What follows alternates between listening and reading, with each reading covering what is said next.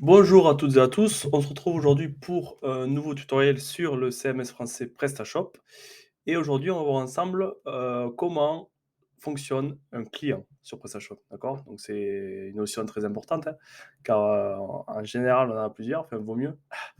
Donc voilà, donc dans un premier temps, ça va vous permettre de comparer avec d'autres CMS si jamais vous vous lancez, dans un business et si jamais vous connaissez déjà PrestaShop, pourquoi pas apprendre de nouvelles choses, sur ce sujet-là. Donc voilà. Donc la vidéo, en fait, elle va se présenter en différentes parties. La première partie, ça va être la présentation d'une fiche client. Qu'est-ce qu'il y a comme info, qu'est-ce qu'on y retrouve et quelles sont les possibilités. Comment on configure un client. Et ensuite, comment fonctionnent les groupes de clients. D'accord. Et on verra notamment par un exemple de cas concret comment faire en sorte de masquer les prix sur le site de base pour les visiteurs et de n'afficher les prix que lorsque le client est connecté. Voilà. Donc, pour voir une fiche client, donc le détail d'une fiche client, on se retrouve comme d'habitude dans le back office de PrestaShop, d'accord? On va aller dans client, client, OK? Donc là, on retrouvera la liste de tous les clients de votre site que vous pouvez filtrer comme d'habitude par nom, prénom, adresse mail, est-ce qu'il s'inscrit oui ou non à votre offre partenaire et cetera. Donc on va aller sur le mien, hein, le compte que j'ai créé pour voir tout ça et là, on retrouve, diverses informations. En premier, donc l'encart de gauche, c'est les informations générales au client. D'accord? Donc avec le nom, le prénom, l'ID du client. Ça peut être utile dans le cas où, par exemple, vous avez un développeur et vous devez lui indiquer quel est le client qui pose souci, par exemple, hein. Son email, la civilité, bon, l'âge s'il a renseigné, par exemple sa date d'anniversaire, sa date de description, etc., etc. Voilà, donc tout ça, vous pouvez le modifier manuellement. D'accord? Si jamais vous gérez votre base de clients à la main, pourquoi pas passer par là. OK, donc hop, ça j'enlève. Donc vous pouvez modifier tout, le prénom, le nom, l'email, même, le mot de passe. D'accord? Donc ça peut être utile. La date de naissance, enfin voilà, vous pouvez tout modifier. Bon, en général, quand on modifie, le mot de passe d'un client, c'est que c'est un cas assez rare, hein. OK, donc on revient à la liste du client. Ici, donc on a un encart commande où, comme son nom l'indique, regroupe toutes les commandes qu'a passé le client sur votre site. Le nombre de paniers, d'accord? Donc ça peut être vraiment utile pour voir si c'est un gros client. Par exemple, si on voit qu'un client fait énormément de paniers mais qui ne commande jamais, ça peut être par exemple quelqu'un qui vient sur votre site comparer les prix pour acheter ailleurs. Voilà, donc ça peut vous donner ces indications-là. Vous pouvez vous ajouter des notes privées au client, la liste exhaustive de tous les messages que vous avez eu avec lui, au travers des commandes qu'il a passées ou des retours produits, les bonnes de réduction qu'il a pu utiliser, les mails qu'il a reçus, qu'il a envoyés, les dernières dates de connexion, le groupe auquel il appartient et la liste de ses adresses. D'accord? Parce qu'un client, comme vous le savez, il peut avoir plusieurs adresses qu'il utilisera ensuite comme adresse de livraison ou comme adresse de facturation. Donc voilà, donc vous voyez qu'il y a la base, hein, mais c'est assez complet. Maintenant, pour configurer les paramètres généraux au client, on va dans paramètres de la boutique, ici en bas à gauche, client. Et vous pouvez du coup modifier quelques informations, comme par exemple afficher le panier d'identification. D'accord? Donc ça peut être utile. Moi, je conseille quand même de l'activer en fonction du domaine où vous êtes. Si jamais vous êtes sur, comme je disais là juste avant, des clients qui vont faire beaucoup de paniers et comparer les prix avant d'acheter, ça va permettre, une fois qu'ils se connectent sur votre site, d'être redirigés directement sur leur panier s'ils en ont fait. D'accord? Donc ça permet d'augmenter un petit peu la transformation. Ensuite, donc, vous avez la possibilité de choisir si le client reçoit un mail après la création du compte, d'accord? Donc ça peut être utile pour voilà, commencer à entamer une discussion indirecte avec lui, lui informer que voilà, on a bien reçu ton inscription, n'hésite pas à continuer sur le site en gros. Voilà, le délai de génération de mot de passe, donc ça c'est pour éviter qu'il puisse changer son mot de passe à volonté. Activer le B2B, donc ça, c'est une option qui est fort intéressante si vous vendez un B2B.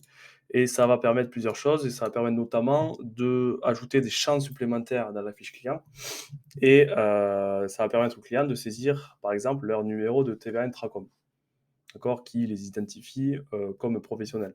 Le numéro de tirette également, ces choses-là. Donc ça, très important. Ensuite, vous pouvez demander oui ou non la date de naissance. Bon, ça, c'est vraiment quand vous avez un besoin spécifique, hein. Parce que la date de naissance, déjà, ça fait un champ en plus à l'inscription. Et comme vous le savez, là, avec internet, ça va très vite. On devient de plus en plus feignant, donc on a envie de remplir de moins en moins d'informations. Donc ça, je le décoche, hormis besoin vraiment spécifique. Et pareil, activer oui ou non les offres partenaires, ça, c'est pareil, on va le laisser à non. On enregistre et voilà, donc vous voyez qu'il y a pas grand chose, mais chaque, paramètre a sa spécificité. Donc OK, donc là, on est bon, on a vu comment, de quoi était composée une fiche client et quels sont les paramètres généraux, rattachés à ces clients-là. Maintenant, on va voir les groupes de clients, d'accord? Donc ça, les groupes de clients, c'est, des catégories de clients, d'accord? Vous pouvez ranger des clients dans une, certaine catégorie et cette catégorie-là aura, diverses, configurations. Par défaut, PrestaShop nous fournit 3 groupes de clients, principaux, à savoir donc les visiteurs. Donc les visiteurs, c'est, les gens qui sont sur le site, mais qui n'ont pas encore eu de compte, ils ne sont pas encore connectés. Les invités, c'est, les gens qui ont passé une commande sur votre site en mode express. Donc qu'est-ce que le mode express? C'est, vous savez, les gens qui commandent sur votre site sans avoir créé de compte. D'accord? C'est une option qui est disponible dans PrestaShop, que vous pouvez choisir de oui ou non, d'activer. Pour ce faire, vous allez dans paramètres de la boutique, commande, et vous avez ici, vous voyez un deuxième, activer la commande express. Donc j'en ai déjà parlé dans une autre vidéo, je vous invite à aller la voir. Mais vous pouvez dire, bon, mais ok, j'accepte qu'un client puisse passer commande sur mon site sans avoir créé de compte. D'accord? Donc en fonction de l'appareil de votre activité, de votre business, ça peut être intéressant. Donc un client qui a commandé avec ce mode-là se range dans la catégorie des invités. Et ensuite, donc le client, c'est celui qui a créé un compte sur votre site, qui a passé oui ou non une commande, hein, il suffit qu'il ait créé un compte pour qu'il soit assigné dans ce groupe de clients-là. OK. Donc maintenant, qu'est-ce qu'on peut faire avec ces groupes-là? Par exemple, quelqu'un qui est connecté, on va voir, on peut lui affecter différents paramètres. Bon, on peut changer le nom, bien sûr. On peut lui affecter une remise générale à tout votre catalogue. OK. Très intéressant si par exemple vous avez un groupe de clientèle professionnel. On peut choisir d'afficher oui ou non les prix en hors taxe ou en TTC. D'afficher carrément, enfin de masquer carrément les prix sur le site. OK, donc ça peut être intéressant. On va avoir un cas pratique juste après. Et ensuite, donc vous pouvez lui donner accès uniquement à certaines parties de votre site et à certains modules. Voilà, donc ça c'est toujours bon à savoir. Donc maintenant, on va voir un cas pratique, hein, que vous avez peut-être déjà eu l'occasion de tester. On va faire en sorte, par exemple, que tout mon catalogue de mon PrestaShop ne s'adresse qu'à des professionnels, OK, ou à des gens connectés dans un premier temps. Donc tous les gens qui sont en visiteur, qui n'ont pas de compte sur mon site, je ne veux pas afficher les prix. OK. Donc pour faire ça, si vous avez bien suivi, c'est très simple. On va aller dans le groupe de clients visiteurs, on va modifier et on va lui dire: «Bon, les clients qui ne sont pas connectés, je veux masquer les prix». Donc je décoche ça et j'enregistre. Et on va vite voir. Vous voyez, donc là, je suis sur le site PrestaShop. Donc de base, j'ai les prix.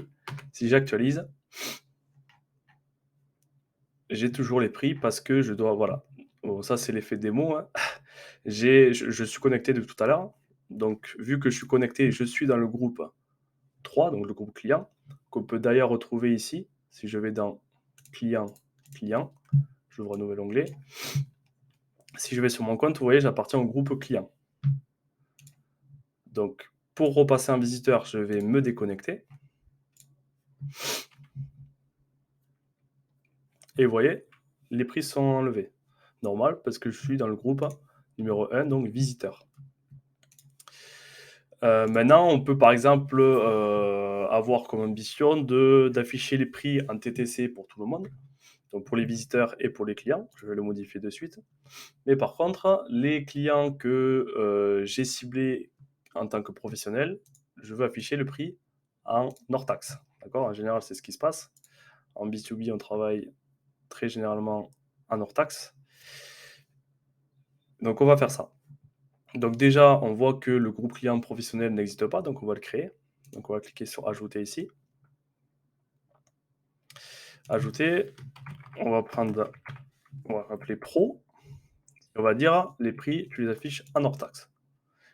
Et on va lui dire ben, pourquoi pas, comme promotion, tous les professionnels sur mon site ont 5% de remise. Et afficher les prix, oui. Donc créer. Donc voilà. Donc si maintenant je me connecte en tant que Guillaume Riche, connexion, on va prendre ça, on se connecte. Donc là je me connecte, Guillaume Riche, donc ça c'est bon. Et on voit bien que donc j'ai les prix comme tout à l'heure, classique à TTC de mes produits. Maintenant, imaginons que je suis un client que j'ai identifié en tant que professionnel. Donc, j'ai besoin d'avoir les prix en hors taxe. Donc, pour ce faire, vous êtes administrateur, donc vous êtes e-commerçant. Vous allez aller dans Client. Et ici, vous ciblez donc le client que vous voulez passer en professionnel. Donc, vous allez dans Modifier. Et ici, vous voyez dans Accès des groupes, vous pouvez lui assigner un ou plusieurs groupes de clients. Donc là, je sais que c'est un pro, donc je vais le passer en pro. Le groupe par défaut du client doit être coché. Oui, donc là, j'ai assigné par défaut un client que je n'ai pas mis dans la liste, donc forcément j'ai un message d'erreur. Donc on va dire que le client par défaut, c'est bien le compte pro. Voilà. Et si maintenant j'actualise, donc là vous voyez 22,94 €, j'ai bien mon 18,16 hors taxe qui s'affiche. Avec ma réduction de 20%. Par contre, ici, si je vais sur un produit classique, donc 27,55 €, alors parce qu'il me semblait avoir mis 5% de réduction, donc je vais juste aller le vérifier. Donc là, on est sur un produit qui porte l'ID numéro 3, ici. Et hors taxe, normalement, il est à 29 €.